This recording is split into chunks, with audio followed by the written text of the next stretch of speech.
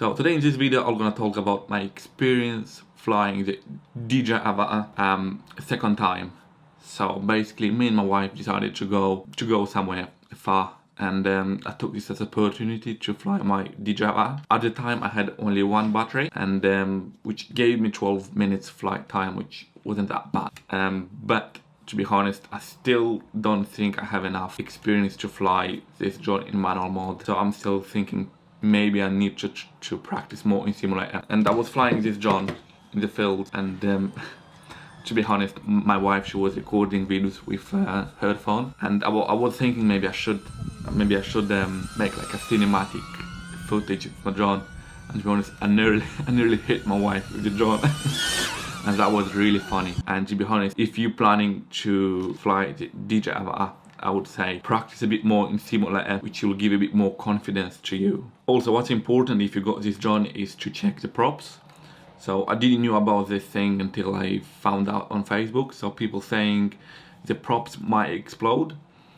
That's if you're flying in manual mode at full speed. And now I'm quite worried about that, because I'm trying to learn manual mode as much as possible. And I'm thinking maybe I should get, well, I've already ordered some new props for the drone, but I'm not sure whenever I should change them or now. And I'm gonna see about that. Also, what I've learned from a second flight is to make sure I got enough batteries. So as I said, at the time I had only one battery, and luckily my wife, she bought me another two as a gift for Christmas. So I had them early present. But yes, having extra batteries for your flight is very important.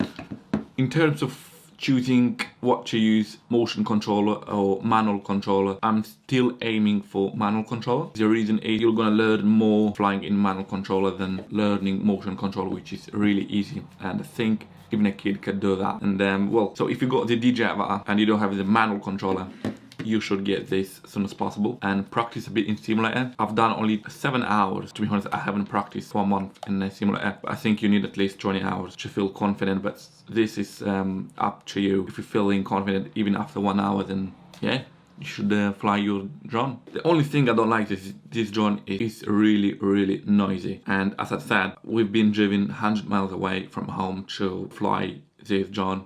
Well, me to fly this drone.